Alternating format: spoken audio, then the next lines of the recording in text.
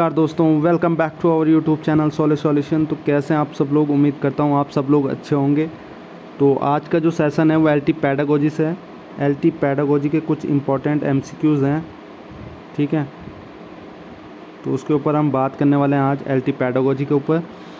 और बात करें अगर एलटी पैडागोजी की जो सीरीज़ भी आई हैं पहले भी, ठीक है। तो अगर आप चैनल पर फर्स्ट टाइम आए हैं तो आप इस चैनल के प्लेलिस्ट पे जाएं और प्लेलिस्ट में आप वहाँ पर आपको एलटी पैडागोजी की टेस्ट सीरीज़ देखने को मिलेगी, ठीक है। तो वहाँ से आप बाकी की जो वीडियोज़ हैं वो देख सकते हैं।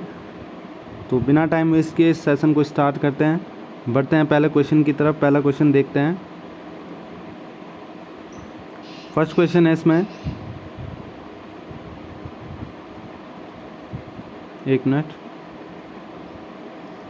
आधुनिक मनोविज्ञान के जनक माने जाते हैं, ठीक है। अगर हम आधुनिक मॉडर्न साइकोलॉजी की बात करें या पैडागोजी की बात करें, ठीक है, तो आधुनिक मनोविज्ञान के जो जनक माने जाते हैं वो विलियम जोन्स को माना जाता है, ठीक है। तो स्किनर है इसमें, वुडवर्थ है, वॉटसन है और विलियम्स जोन्स है। तो आपका राइट आंसर जो रहने वाला है वो विलियम्स जोन है, ठीक है।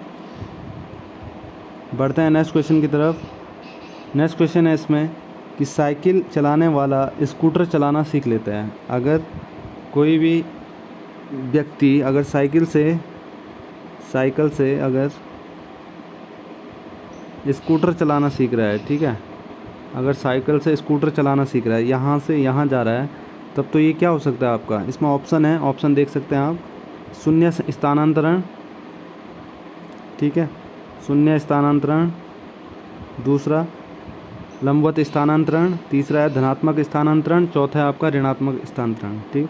तो जब वो देखो छोटी चीज़ से वो बड़ी चीज़ को सीख रहा है, ठीक है, उसने छोटी चीज़ को सीखा पहले, फिर देन उसके बाद जब वो बड़ी चीज़ को भी सीख गया तो उसने क्या करा, मतलब प्रोग्रेस करी है कहीं ना कहीं। क्या उसने करी है? प्रोग्रेस करी है।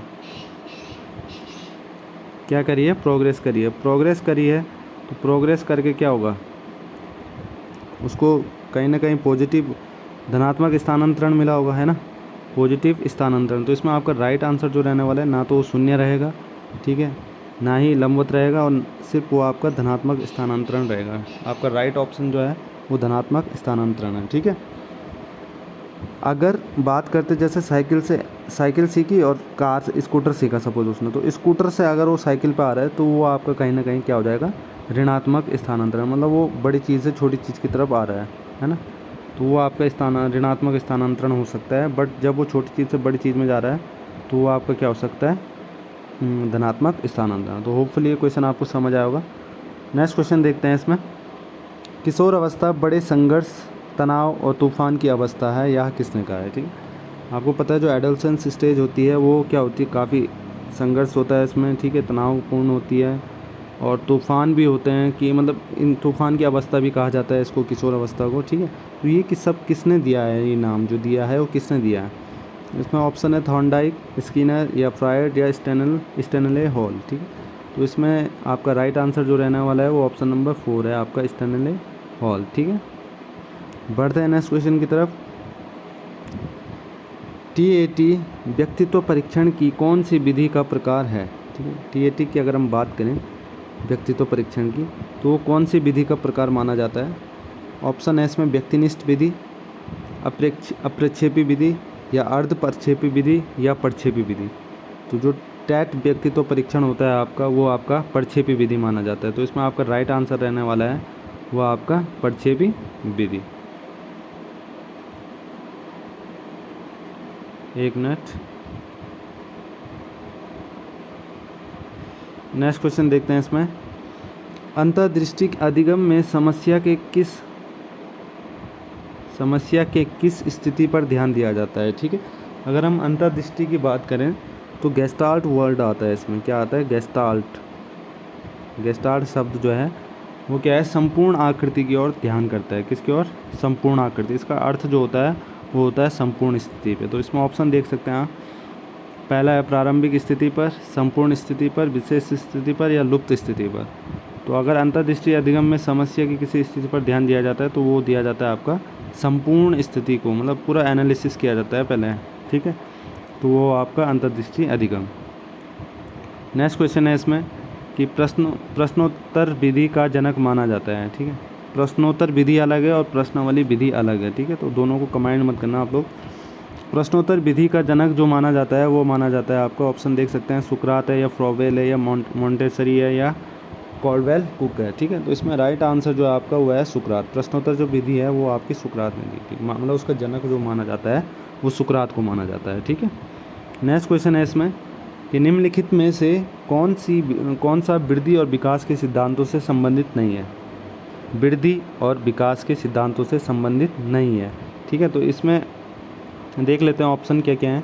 निरंतरता का सिद्धांत है, वर्गीकरण का सिद्धांत है, ये तो नहीं है, ठीक है। निरंतरता हमने पढ़ा है, सामान्यवय का सिद्धांत है, व्यक्तित्व का सिद्धांत भी होता है, बट वर्गीकरण का सिद्धांत नहीं होता है किसमें, वृद्धि और विकास में, ठीक है। अगर हम वृद्धि और विकास के सिद्धांत की बात करें तो इसमें ये तीनों ऑप्शन आते हैं, first, third, fourth, but second वाला ऑप्शन नहीं आता है। तो आपका कौन सा राइट रहने वाला है, ऑप्शन नंबर 2।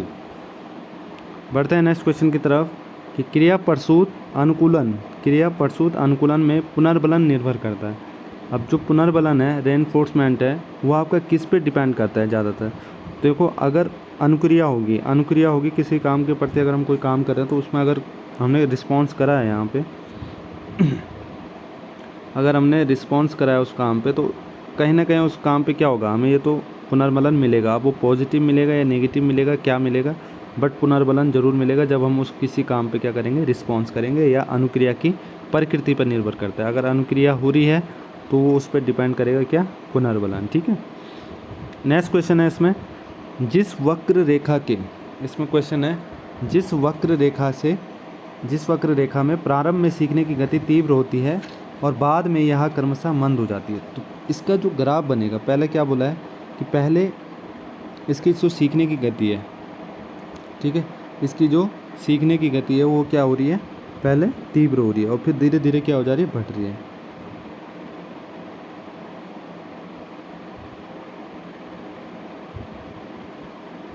तो इस तरीके से ग्राफ बनेगा ना, इस तरीके से, ठीक है।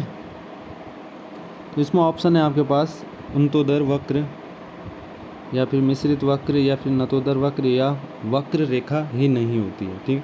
तो अगर कोई चीज़ मतलब ऊपर से नीचे की आ रही है तो उल्टा हो जाएगा ना, नतोदर हो जाएगा। ये इसमें क्वेश्चन गलत लग रहा है, नतोदर ऑप्शन नतोदर वक्र होगा, क्योंकि वो क्या कर रहा है, पहले वो उसकी जो सीखने की गति है प्रारंभ में वो तीव्र है और बाद में क्या हो रही है, मंद हो जाती है। तो उसको हम नतोदर कहते हैं, ना कि उन्तोदर कहते हैं। तो आप यहाँ पे सही कर लेना इसको, ये गलत है और ये राइट है, ठीक है। ऑप्शन नंबर सी, उन्तोदर वक्र उल्टा होता है। मतलब इसमें अब देखो, पहले मैं समझा देता हूँ आपको ये, ठीक है। ये देखो, जब क्या कंडीशन क्या होगी, जब सीखने की गति तीव्र होती है पहले में, तो इसका सीधा आप ग्राफ बनाना। जब सीखने की गति क्या होती है, तीव्र होती है और बाद में क्या हो जाती है, मंद चली जाती है। इस टाइप से ग्राफ बन रहा है, पहले सीखने की गति तीव्र है, फिर धीरे धीरे क्या हो रही है, एक टाइम पे मंद हो जा रही है, कम हो जा रही है। तो ये आपका नतोदर वक्र कहलाता है। क्या कहलाता है, नतोदर वक्र। और जब क्या होती है, दूसरा होता है आपका उन्तोदर वक्र। तो उन्तोदर वक्र उसका उल्टा ग्राफ बनता है, कैसे, इस टाइप से कि पहले मात्रा क्या है, कम है, पहले शुरू में प्रारंभ में सीखने की गति क्या हो जाएगी, कम, और धीरे बाद में क्या हो जाएगी, बढ़ती रहेगी। तो ये आपका किस में आ जाएगा, उन्तोदर में। नाम से ही पता चल रहा है उन्तोदर वक्र, या इसको आप कॉन्वेक्स भी बोल सकते हैं, ठीक है। इसको कॉन्वेक्स और कॉनकेव हो जाएगा आपका, ठीक। तो इस नाम से भी जान सकते हैं। और बाद में अगर हमेशा तेज हो जाती है तो आपका उन्तोदर वक्र कहलाता है। तो आप इस चीज़ से इसको समझ सकते हैं। होपफुली ये क्वेश्चन आपको समझ आया होगा। तो इसका आपने थर्ड ऑप्शन सही करना है, ठीक है, ध्यान रखना है इसको। अगर सीखने की गति तीव्र होती है और बाद में कम मंद हो जाती है तो वो आपका नतोदर वक्र कहलाता है। नेक्स्ट क्वेश्चन है इसमें कि माता पिता से वंशजों में स्थानांतरित होने वाले लक्षणों को कहा जाता है, ठीक है। अगर माता पिता से वंशज में अगर कोई भी लक्षण आ रहे हैं तो उसको क्या कहा जाता है, पर्यावरण कहा जाता है, या जीन कहा जाता है, या आनुवांशिकता कहा जाता है, या होम्योस्टेसिस कहा जाता है। तो नॉर्मल सा आंसर है इसका कि आनुवांशिकता कहा जाता है, ठीक है। नेक्स्ट क्वेश्चन है इसमें, मूल्यांकन का मुख्य उद्देश्य होना चाहिए। कभी भी अगर मूल्यांकन हो रहा है, ठीक है, तो उसका जो मेन उद्देश्य होना चाहिए वो क्या होना चाहिए। ऑप्शन देख सकते हैं आपके, शिक्षार्थियों की त्रुटियां निकालना, या जो विद्यार्थी हैं उनकी गलतियां निकालना, या शिक्षार्थियों की उपलब्धियां मापना, ठीक है। नेक्स्ट ऑप्शन देखते हैं इसमें। नेक्स्ट है इसमें कि अधिगम की कमियों का पता लगाना, उन्हें दूर करना, या यह निर्णय करना कि क्या एक विद्यार्थी को अगली कक्षा में प्रोन्नत करना चाहिए। तो कहीं ना कहीं क्या होगा, अधिगम में कमियों का पता लगाना। सबसे मूल्यांकन जो होता है उसमें क्या करते हैं कि मतलब जो बच्चे को हमने सिखाया है उसमें बच्चा कितना सीख पाया है और कितना नहीं सीख पाया है, उसके लिए हम क्या करेंगे, मूल्यांकन करेंगे, इवैल्यूएशन करेंगे। और अगर नहीं भी सीखा है कुछ चीज़, जो गलतियां कर रहा है बच्चा, तो उन्हें हम क्या कर सकते हैं, दूर कर सकते हैं। ठीक है, तो उस जो कमी है उस कमी को हम क्या कर सकते हैं, दूर कर सकते हैं। तो यही चीज़ है कि मूल्यांकन इसलिए ही किया जाता है। मूल्यांकन का जो मुख्य उद्देश्य है वो यही है। बढ़ते हैं नेक्स्ट क्वेश्चन की तरफ कि शिक्षा की किंडरगार्टन पद्धति का प्रतिपादन किया है। तो शिक्षा की जो किंडरगार्टन पद्धति है वो आपका, देखो ऑप्शन देख सकते हैं, टीपी नन ने या स्पेंसर ने या फ्रोवेल ने या मोंटेसरी ने। तो इसमें जो आपका राइट आंसर रहने वाला है वो है आपका फ्रोवेल, ऑप्शन नंबर 3। बढ़ते हैं नेक्स्ट क्वेश्चन की तरफ कि साइकोलॉजी शब्द जिन दो शब्दों से मिलकर बना है वह है। अब साइकोलॉजी शब्द की बात कर रहे हैं, ठीक है, साइकोलॉजी की बात अगर हम करें तो ये जो मिलकर बना है आपका, वो बना है आपका पहला ऑप्शन आपका राइट रहने वाला है, साइके प्लस लोगस। याद रखना इसको, साइके प्लस लोगस, लोगोस याद रख सकते हैं। ठीक है, तो लोगस तो ये हो जाएगा लोगोस से आप इसको याद रखते हैं। ये तो ध्यान से इस ऑप्शन को याद कर लेना, आप ये समझ जाना। ठीक है, तो साइकोलॉजी शब्द जो है वो इन दो शब्दों से मिलकर बना होता है। देखो ऑप्शन देख सकते हैं आप, कितना कन्फ्यूजन दे रखा है, और बहुत ऐसे हो सकते थे कि इस ऑप्शन को भी चूज़ करते। अगर मैं भी होता तो मैं भी इसको चूज़ कर देता पहले, बट जो साइकोलॉजी शब्द है वो इस वाले शब्द से मिलकर बना है, किससे, पहले वाले से। ठीक है, तो ये नेक्स्ट क्वेश्चन देखते हैं कि क्रियात्मक अनुसंधान प्रत्यय का उत्पत्ति स्रोत है। अगर हम एक्शन रिसर्च की बात करें तो उसका जो प्रत्यय है उसका उत्पत्ति का स्रोत क्या है। ठीक है, तो वो है आपका आधुनिक मानव व्यवस्था सिद्धांत, या मानव सभ्यता सिद्धांत, या प्राचीन मानव व्यवस्था सिद्धांत, या इनमें से कोई नहीं। ठीक है, तो आपका इसमें राइट आंसर रहने वाला है वो है आपका आधुनिक मानव व्यवस्था सिद्धांत ही क्रियात्मक अनुसंधान प्रत्यय का उत्पत्ति स्रोत है। ठीक है, आधुनिक टाइम पे ये मानव व्यवस्था ने क्या करा है, क्रियात्मक एक्शन रिसर्च का ये प्रत्यय क्या उत्पत्ति का स्रोत उत्पन्न किया है। ठीक है, प्राचीन काल में ये चीज़ें, प्राचीन मानव व्यवस्था सिद्धांत में भी नहीं था, ये मानव सभ्यता सिद्धांत में भी नहीं था, ये है आपका आधुनिक मानव व्यवस्था सिद्धांत में। ठीक है, नेक्स्ट क्वेश्चन है इसमें कि मैस्लो के अभिप्रेरणा सिद्धांत को कहा जाता है। अगर मैस्लो के अभिप्रेरणा सिद्धांत की अगर हम बात करें, ठीक है, तो ये आपका ऑप्शन देख सकते हैं, आवश्यकता का सिद्धांत कहलाता है, या शारीरिक सिद्धांत, या दृढ़ इच्छा शक्ति का सिद्धांत, या अंतर्नोर्थ का सिद्धांत। तो इसमें मैस्लो को जो अभिप्रेरण सिद्धांत है वो है आपकी आवश्यकता का सिद्धांत। किस चीज़ का है, आवश्यकता का सिद्धांत ही आपका क्या कहलाता है, मैस्लो के अभिप्रेरणा सिद्धांत को ही आवश्यकता का सिद्धांत कहा जाता है। ठीक, तो ये लास्ट क्वेश्चन था इस सेशन का। ठीक है, तो आप लोग अगर और वीडियोस चाहिए इसी के बेसिस पे तो आप हमारी प्लेलिस्ट पे जा सकते हैं, वहाँ पर भी काफ़ी अच्छे से जो इम्पोर्टेंट टॉपिक थे, छोटे छोटे पॉइंट, वो आपको काफ़ी अच्छे से समझाए गए, तो आप उस वीडियोस को देख सकते हैं। तो होपफुली आपको ये वीडियो पसंद आई होगी। अगर वीडियो पसंद आए तो वीडियो को लाइक करें, साथ ही साथ चैनल को सब्सक्राइब करें, और जिससे कि हमारी न्यू वीडियो को नोटिफिकेशन सबसे पहले अगर आप चाहते हैं तो बेल आइकन जरूर प्रेस करें। तो मिलते हैं नेक्स्ट वीडियो में। Thank you so much, love you to all.